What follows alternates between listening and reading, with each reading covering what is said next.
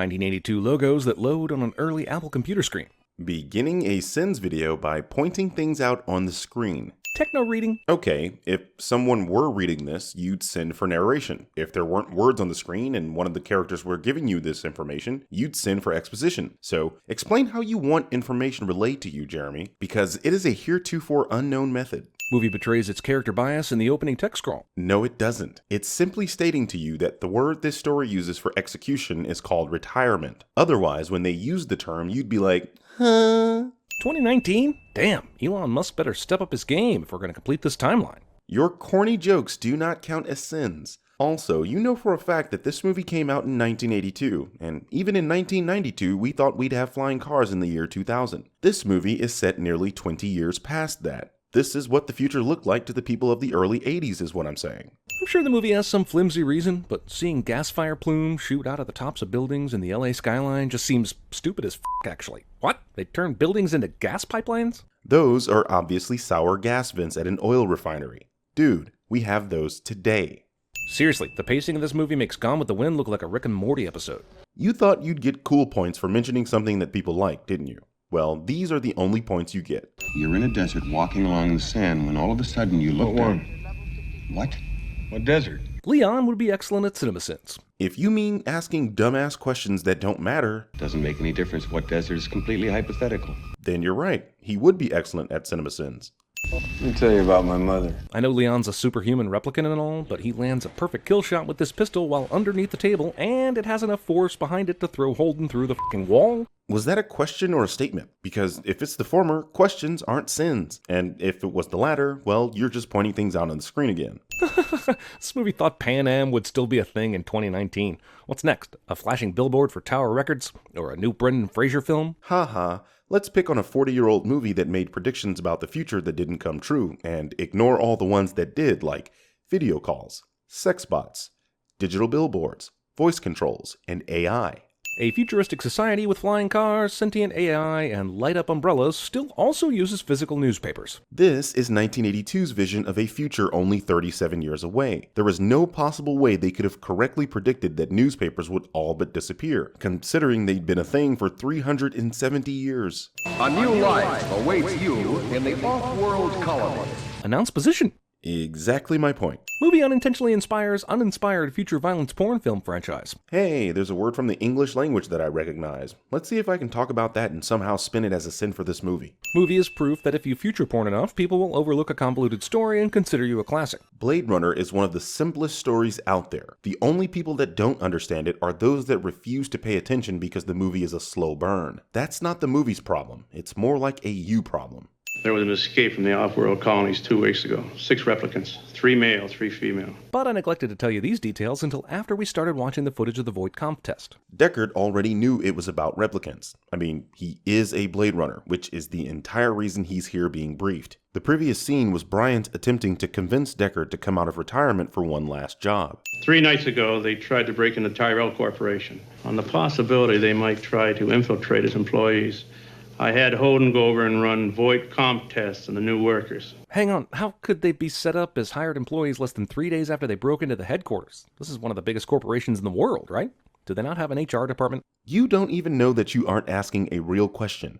And that's sad. The answer is that they took menial jobs that no one would notice. What do they want out of the Tyrell Corporation? Well, you tell me, pal. That's what you're here for. Is something literally on fire between these two? Because neither one of them has been smoking during this scene. Yeah, but it's clearly a cigarette. Just because they don't smoke in the scene doesn't mean that obvious cigarette smoke isn't obvious cigarette smoke. They were designed to copy human beings in every way except their emotions. Okay, I guess we need this obvious exposition. But how does Deckard not already know this? He's been a Blade Runner for long enough to develop a notable track record. He's never run into a Nexus 6 model or heard how they were made. This is the point. Deckard has been retired. Harry is briefing him on Nexus 6 models, as previously Rick only retired less advanced androids. Asking why he has no knowledge of Nexus 6 replicants is silly, as replicants are illegal and there would be no news about more advanced models. Okay, obviously Coca-Cola is still going to be around in 2019, but this future assumes they're still going to be using the same slogan as the one in 1982. The slogan for Coke in 1982 was "Coke is it," and that being the case, there's literally no way for you to see that on this sign. I assume you're referring to the word enjoy, as that's literally the only word that you can clearly make out, and Coke used that up until 2001, so again, this is something that they could never account for, and they use what was currently available in 1982. The movie only seems long because it keeps spending time on scenes like this that suggests something is going to happen during this space journey, when in reality the only thing that occurs is that you watch said space journey for 60 seconds. This is the same problem that you had in the Blade Runner 2049 video. You're meant to enjoy these scenes as they flesh out the world and give you something gorgeous to look at. World building, Jeremy. And I want to see a negative before I provide you with a positive. What's that going to prove? Indulge me. And so he does, because reasons. I mean, the reason is because he asked him to. And hell, Rick was probably curious. As the digital shades go down and this room gets dark, even while it's a beautiful shot, I'm still stuck inside this owl's brain. And he's got to be thinking, oh, it's hunting time. And that's a sin because... Reasons. Do you mind if I smoke? It won't affect the test. Sure, those enormous plumes of f***ing smoke that are obscuring the shots of your eyes that we're specifically monitoring will have no effect on this test whatsoever. The Voight-Kampff machine doesn't only use the eyes to help determine if a being is a replicant or not, so yeah, smoking is alright. She's a replicant, isn't she? Well, I thought the test he was administering was able to tell that 100%. Deckard later learns that she's an advanced replicant, and the test is now in question. But still, he seems pretty casual about his uncertainty here. Thank God dude confirms his suspicion immediately. Deckard is already positive Rachel is a replicant. The problem is that it took the VK machine over 100 questions to get a positive. You know why this is the case? Because Rachel is a Nexus 7, and this is the crux of the entire series. Deckard first put his finger into this green goo in the tub before picking up the scale, but his finger's completely clean here. Probably because whatever that stain was is now dried? Cool origami gaff, but were you planning on helping out in this investigation at all? That's not origami, it's a match. In order for it to be origami, it has to be made of paper, as origami literally translates into folding paper. Fiery the angels fell. Why would a replicant, good or evil, be prone to speaking in poetry? Roy has gained consciousness and begins questioning the meaning of life. Because he knows that his lifespan is artificially shortened, he's taken to enjoying what it means to be alive, and for him that includes poetry. Where would we find this? J.F. Sebastian. God damn, even the dialogue in this movie takes forever. It's called acting, Jeremy. Might want to take some lessons with that fake-ass laugh that you have. What is this fashion statement? A half hood? An overgrown collar?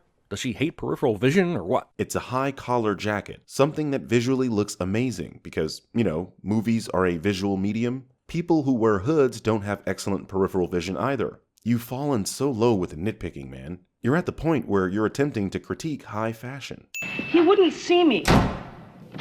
I guess Deckard is able to suspend his hatred of replicants after meeting Rachel, because the power of boners is greater than the power of duty. Jeremy says boner. Thank God this one light in the bar came on. Otherwise, this entire room would still be bathed in darkness and Sinning the film for being artistic.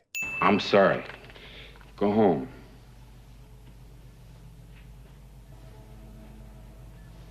Honestly, the words stare at each other for a while turn up together in that order 15 times in this movie's script. Dude, she's crying. I understand that you're used to dealing with batshit crazy banshees shrieking when they cry, but come on, this is a bullshit sin. For some reason, she leaves abruptly. He sees it, and he doesn't say anything or follow her, because all the characters in this movie know there's a mystery involved that doesn't want to tip its hand too soon by characters doing logical things. For some reason? Wouldn't happen to do with the fact that Deckard is refusing to help her and just told her, I'm sorry. Go home. Didn't the 6 replicants that escaped kill a bunch of people in the shuttle? Aren't they super wanted by the police right now? I mean, Bryant showed their mugshots to Deckard, so they must have distributed them to the regular police. Why is Pris walking around in front of all these cops right now? This is the mugshot of Pris that has been circulating with the cops. This is what Pris looked like when she was walking down the street. You still wonder why the cops didn't stop her, or do I need to continue holding your hand some more? You forgot your bag. Great acting job and all, but Pris is a beautiful pleasure bot. Is all the subterfuge to get Sebastian really necessary when she could essentially just offer him, like, a blowjob? I mean, he might not look like it, but this is a red-blooded 25-year-old. Look at this motherfucker. He builds lifelike toys and lives in a damn near dilapidated building. I think if a woman even said the word blowjob to him, he wouldn't know what to do with it and would probably faint. We scared each other pretty good, didn't we? We sure did. We should be friends because of that. Like you just mentioned, she is a beautiful woman. Men will justify any dumbass reason to become friends with a beautiful woman. Dude, she likes red, I like blue. Mix those together, you get purple. Those colors have 13 letters combined. Opposites attract, so flip them around, and that's 31. The Warriors blew a 3-1 lead. They're toys. My friends are toys. I make them. Sebastian is Sid from Toy Story all grown up. Jeremy makes a pop culture reference that isn't a sin of the film cliche. She's pretty, but how the hell does a guy with this many locks on his door fall for this shit?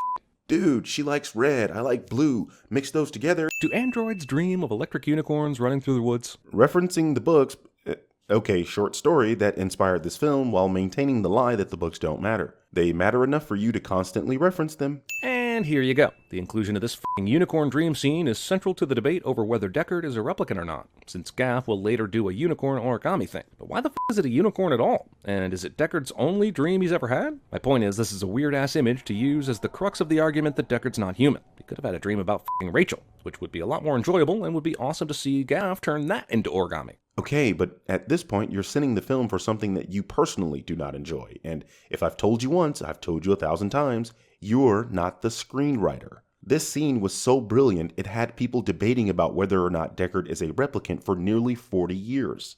Enhance 224 to 176. Zoom and enhance cliche. You can't send the originator of the cliche. It wasn't a cliche when they did it. That's like sinning the Matrix for using slow motion. Center and pull back. Movie is so in love with its voice-activated video technology, it forgot to have Deckard tell it what it was to center on. There are a handful of things in this shot when he says center and pull back, and yet somehow the software reads his mind and shows him exactly what he wants to see. This is actually more amazing than replicant building technology.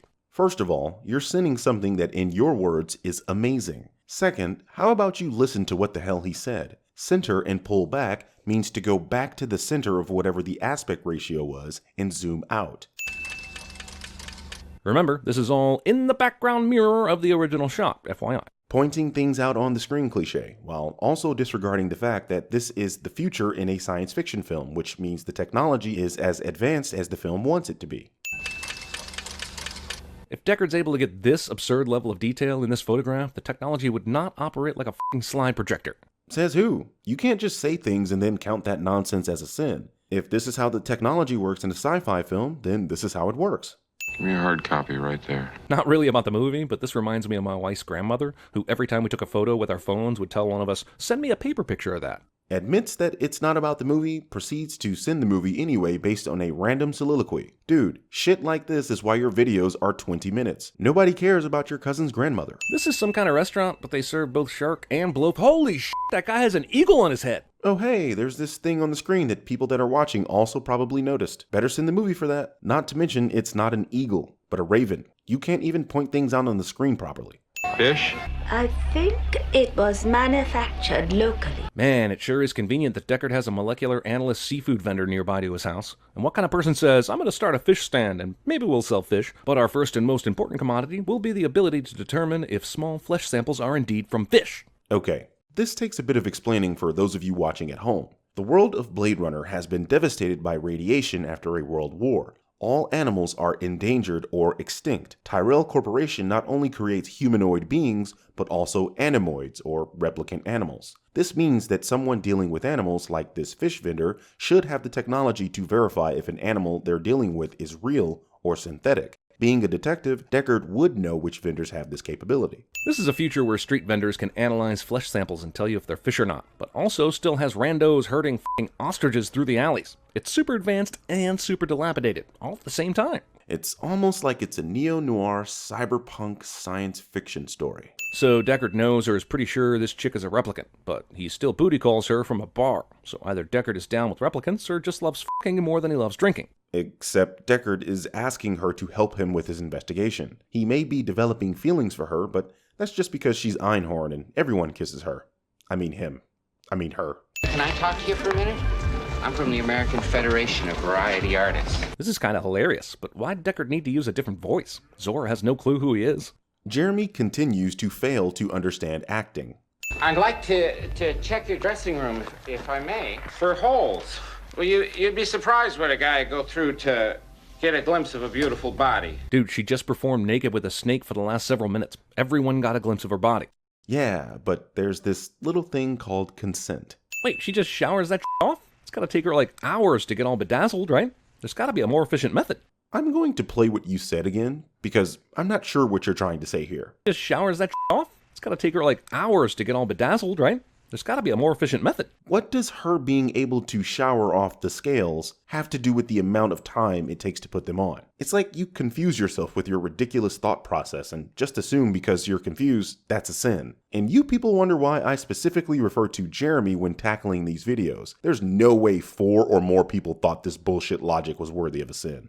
Of all the things the future people waste money on, this is somehow one of them. How much you want to bet some startup trust fund idiot sees the upcoming sequel to this movie, then watches the original, sees this at-home hair-drying bubble thing, and starts a new company around making these things a real product? I'll go $200 on my end. Except this was what the writers in 1982 believed would be the natural evolution of these things, which still exist today. Of course it's not real. Think I'd be working in a place like this if I could afford a real snake? I don't know, you seem to be living in relative luxury. How much could a real snake possibly cost? Like half of what the walk-in shower and personal salon hair-drying apparatus cost? Dude, you do realize that this is a dressing room, right? This is the whole reason Deckard was able to sneak in here. He's pretending to check for holes, remember? Hell, even in this scene she said, Think I'd be working in a place like this if I could afford a real snake? And as I mentioned before, all animals are nearly extinct.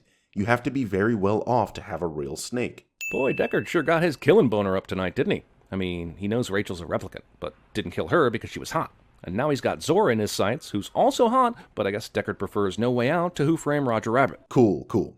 There's just this one tiny detail I think you're missing here. She just tried to kill him. I'm sure if she'd offered to play with his snake, he wouldn't have to put another hole in her, if you know what I'm saying. Also, Jeremy says boner again. What the Did someone give the cinematographer the day off when they shot this and didn't tell Ridley Scott? Are you suggesting that this isn't a cool scene? Because that would be sinful as shit. After seeing this replicant get shot and get back up, I'd really like to know what they can and can't do. But the movie is never interested in telling us. Except this is the movie telling you what they can do. Besides, she was only shot in the shoulder here. I'm sure that doesn't affect her legs. Yes, even the beloved Blade Runner has Ex Machina moments. Deal with it. This is not what Ex Machina means. Not even Leaving Las Vegas tried this hard to convince you its main character like the sauce. Okay, how many fucking times are you going to pad the sin count by pointing out every single instance that Deckard drinks? Remember lessons. You play beautifully. Come on, man. She played like 2 measures while you were passed out on the fucking couch. This is such an obvious come on that even a replicant should be able to sniff it out. As a musician myself, it pains me to hear someone think that even just 2 measures of music cannot be beautiful. Can I stop this video now? Remember how people responded to the Flashpoint video? Shit. He already thinks she's a replicant, but apparently is just horny enough not to care. Either that or replicant technology is advanced to the point where they can have real emotional attachments with humans. I don't care which is which. I'm just sitting it because the movie basically explains nothing, and I'm kind of disgruntled about it. You have failed at watching Blade Runner. The movie has explained multiple times that Nexus 6 models have begun developing human-like emotions, which is the entire reason they're illegal and why Roy was quoting poetry earlier. Rachel is a Nexus 7 model, a more advanced replicant, specifically created to be more human than human. If you're not going to watch the damn film, just turn it off. Man, it sure feels like this movie forgot how to derelict Hannah. What the f does that mean, Kobe Bryant? What generation are you? Nexus 6. I thought Roy didn't even know who had the answers at Tyrell Corporation. How the does he know what generation he is then? Are you seriously asking how an intelligent replicant who has begun questioning his existence knows which model replicant he is? Meanwhile, at the Jedi Temple. You were the chosen one! It was said that you would destroy the Sith, not join them! Bring balance to the Force, not leave it in darkness! Blue entry, a Mr. J.F. Sebastian. It may be cool that Tyrell has an Amazon Echo in a movie from 1982, but it takes place in 2019, by which time Alexa will definitely be old news. Hi, Jeremy. I'm from the future. No, not that future. 2019 is only 3 months away from me, and I can tell you that you're wrong. Alexa is still a budding technology. What can he do for you? Can the Maker repair what he makes? Would you like to be modified? Is every line in this conversation going to be a question? So what if it is? Does anyone want to make a declarative statement? Does it matter? Will this movie ever just get to the f***ing point? Hold on. Are you sending the movie for simply asking questions? You son of a... The nerve that you... God damn it. More life, Father.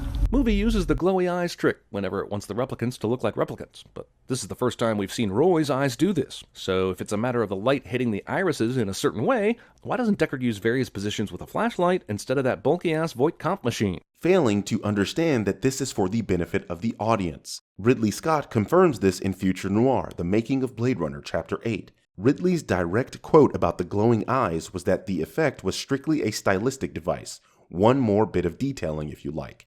If the replicant's eyes really did glow like that within the context of the story, then why would you need a Voight Kampf machine to sniff them out? See? Even Ridley Scott thinks you're a dumbass.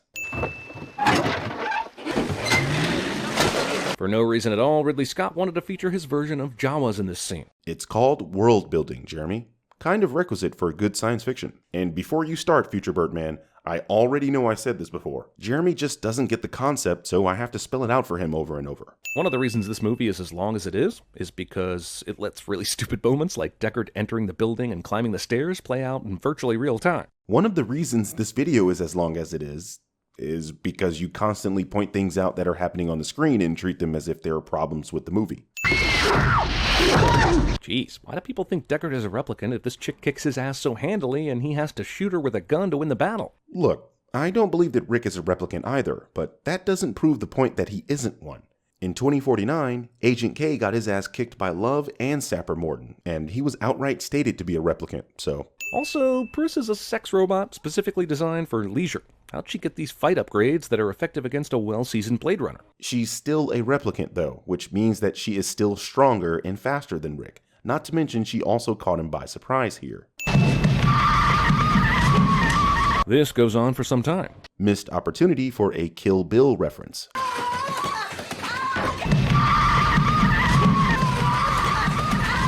Yep, the artificial humanoid thing is piercing his own hands with nails a la Christ, because, well, shit, I don't know. He wants to live, but he's gonna die. He's a robot. Somehow he's decided a Christ analogy is deserved, and honestly, if it gets us closer to the end of this movie, so be it. There are much more parallels between Roy and Jesus that you're not giving the movie credit for, and that's just because you haven't been paying attention. Roy was created by Tyrell, who is the father of Roy and God to the replicants. Roy also forgives Deckard and saves him from dying at the end, and when he dies, releases a dove from his hands. It's all there, dude. Just try paying attention next time. Time to die.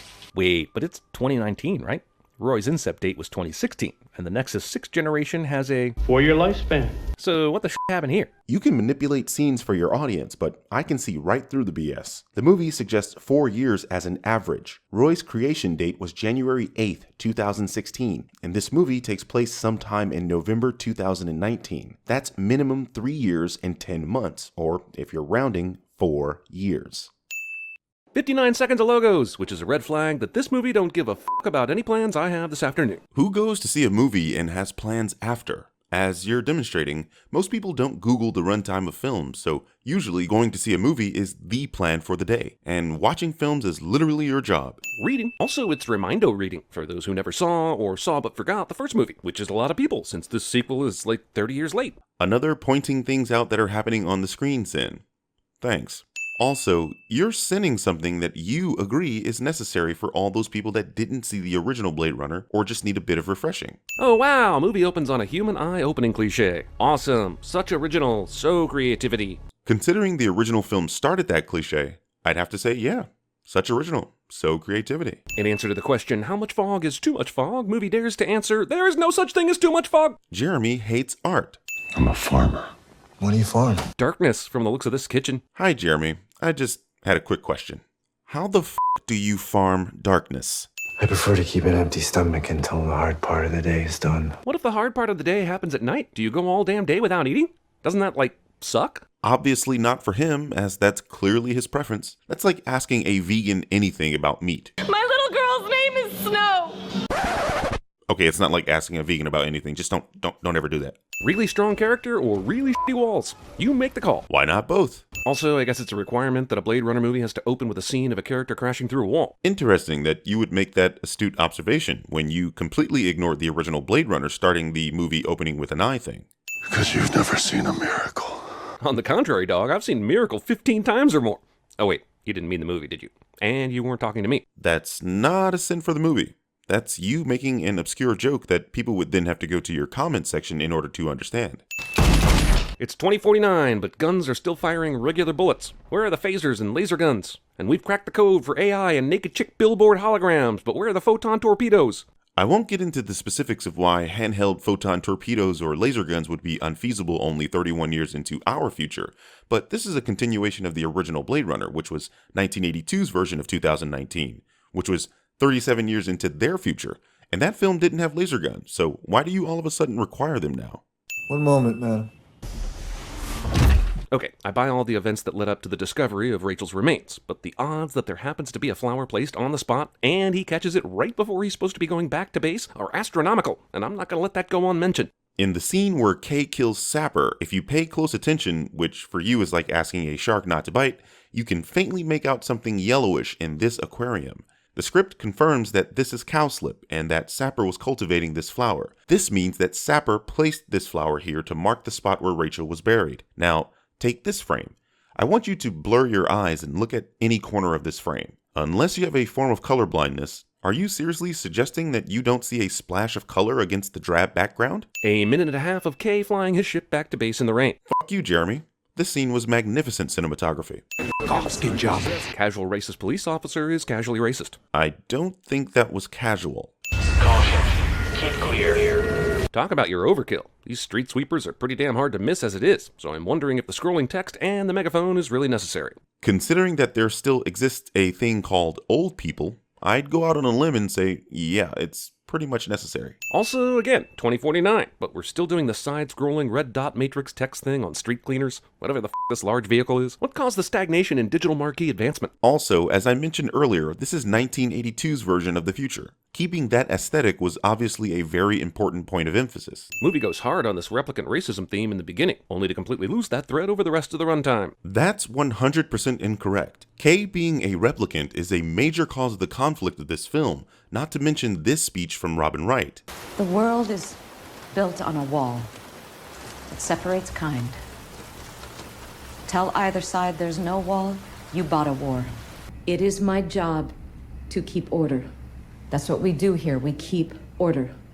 I realize it's all fake, but she just said she was trying a new recipe, then served him steak, fries, and salad, none of which require a recipe. Steak doesn't require a recipe? Are we now stating that seasonings and marinade aren't recipes? Remind me to decline invitations to your house for steak. Whoa, I know this is some next level technology. How the f would that be possible? It's called science fiction, emphasis on the fiction bit. It could just be a self-igniting cigarette or an e-cig. Who cares? Wait, if there's one thing this movie makes abundantly clear about Joy, it's that she's ambient and can't physically touch Kay. So how are these water drops landing on her skin? Do you remember this scene? Yeah, this is just her program simulating water droplets, the same way she changes clothes. Or do you really think that whatever is on your phone's background is really on the screen? I'm so happy when I'm with you. Has the movie even started yet? I know we've seen 22 minutes of it, but it all still feels like not main plot stuff. It's called world building, Jeremy. Kind of requisite for good science fiction. Damn, Kay just had his replica blocked. I think the fact that she's an intangible hologram kind of, you know. Also, this brings up a good question. Outside of the obvious sex bots, why give replicants sex organs at all? I know eventually Wallace wants them to be able to breed, but before this point they were built for pure subservience and slavery. Wouldn't having a sex drive be counterintuitive? As we've noted many times, the power of boners is often greater than the power of community service. Forget what I said last time. Jeremy says boner. Also, Kay is a newer Nexus 9 model created by Wallace, which would explain why he has a sex drive. He was a combat medic. Maybe he tried to save her and he just couldn't. He didn't seem like the saving type. Movie plays the pronoun game with Deckard, even though his reveal was the most promoted part of this movie. You wanted to squeeze in one of your running gags so bad that you missed the fact that they're referring to Sapper Morton, not Deckard. A sentimental skin job. As a first-time viewer of this movie, this lingo is frustrating as hell. Skin job could easily be human slang for androids, or android slang for humans. Wait, so you're just going to pretend like this isn't a case of the racism that you said the movie would never refer back to? This is an orgy of evidence that this is the office of a high-ranking official that doesn't have time for your bullshit.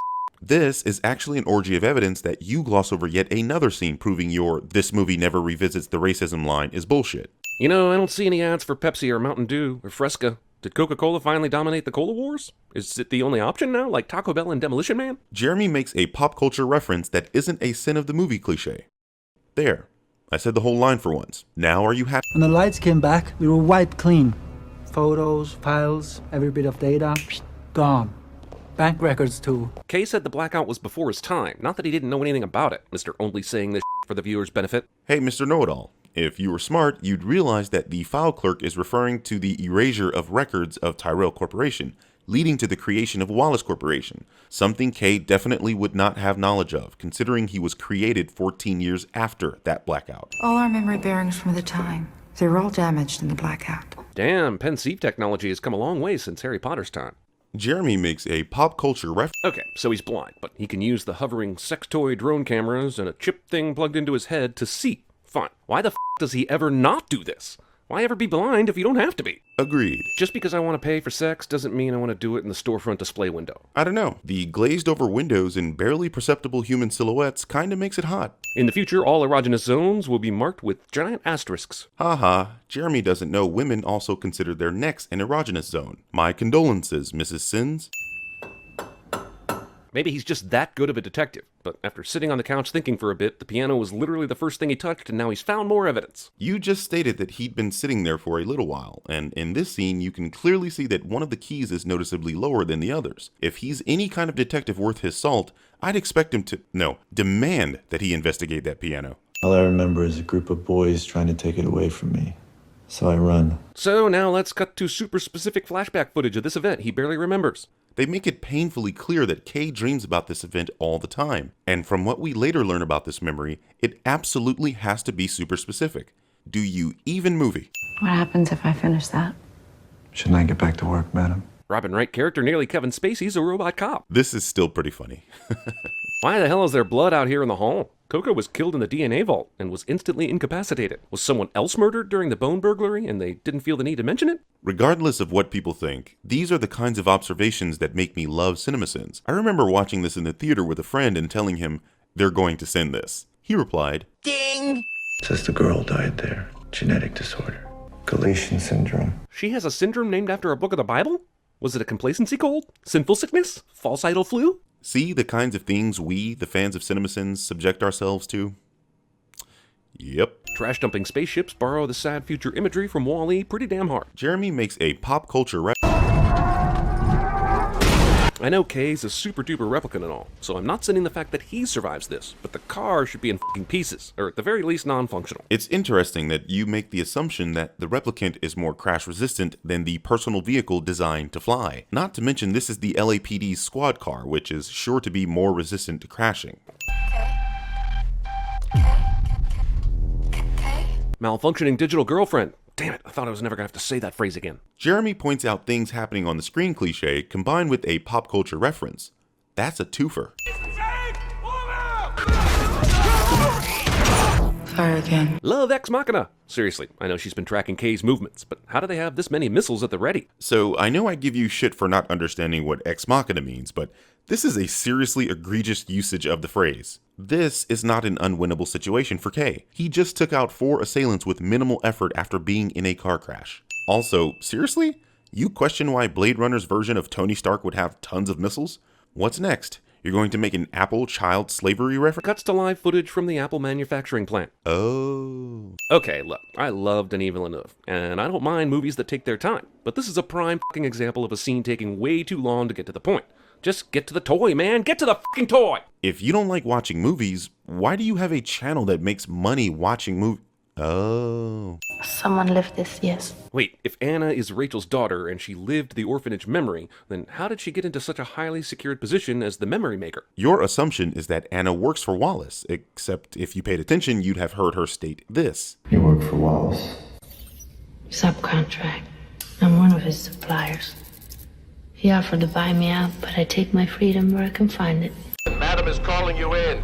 You're under arrest. Drop your gun and keep your hands where I can see them. They sent one car to detain this badass super replicant that's virtually unkillable. This is definitely a government decision. Where are you getting the idea that Kay is unkillable?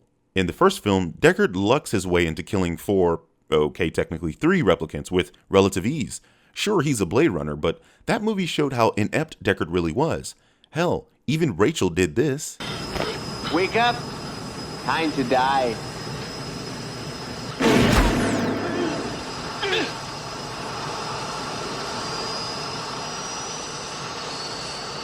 Also, why is he being arrested at all? As far as Joshi knows, Kay's been following leads that pertain to the case. If she just calls him in, it's a certainty he'd come. Which makes the previous sin about them only sending one cop to arrest the badass unkillable replicant irrelevant, doesn't it? You liked her, I could tell. Joy picks the day that Kay's life is falling apart to enact her proxy horror plan. This is a nice gesture and all, but dude's got a lot on his mind right now. I tend to think that a cyber pseudo-threesome with two beautiful women would sort of make that day a little bit better. Also, how did Joy contact Mariette without Kay knowing anyway?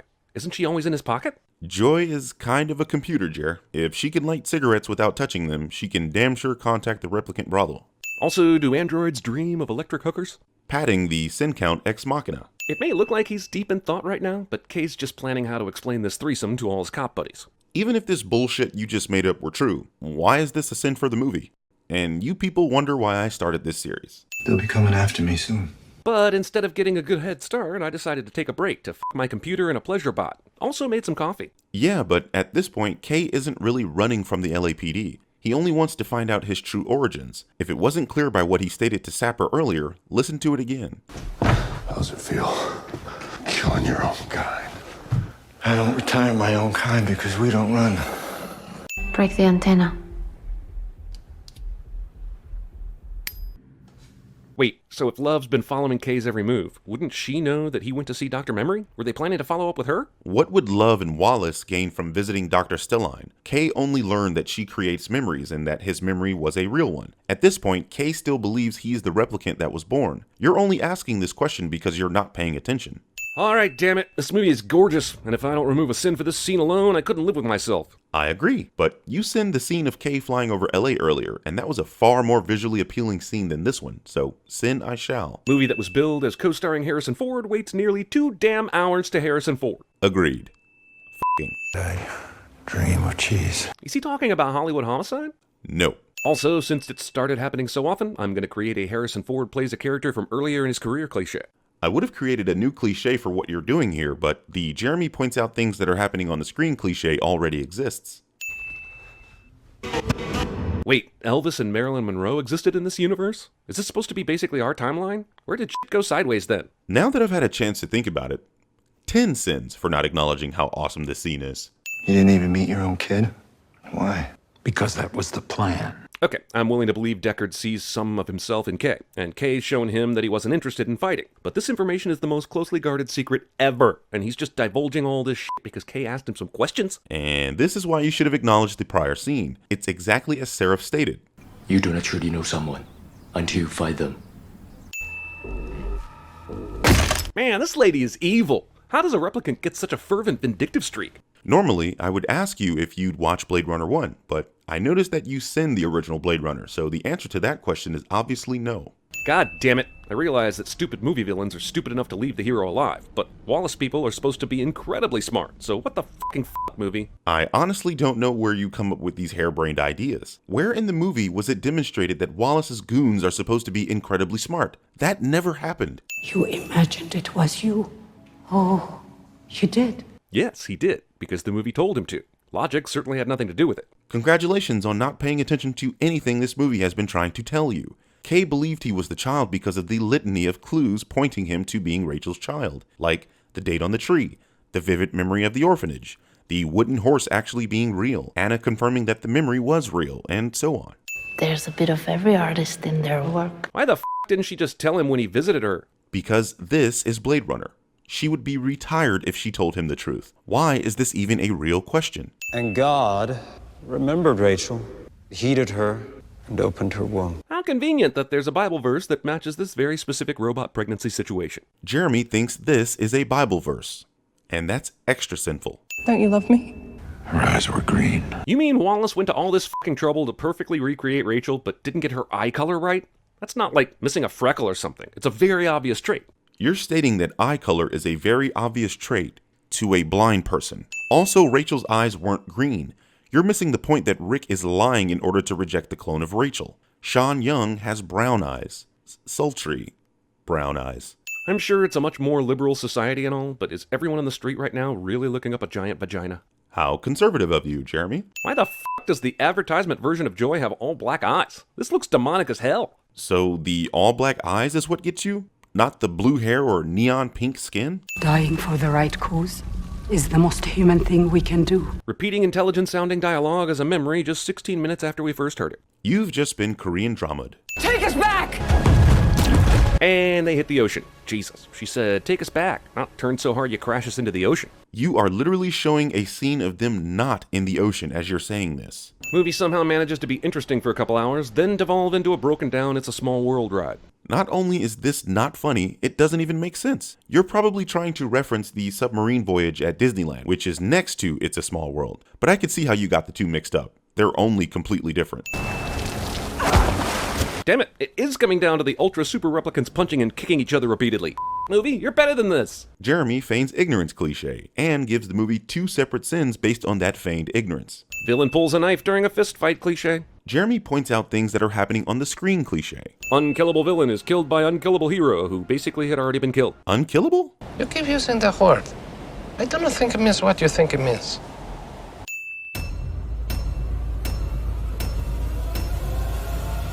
Ding!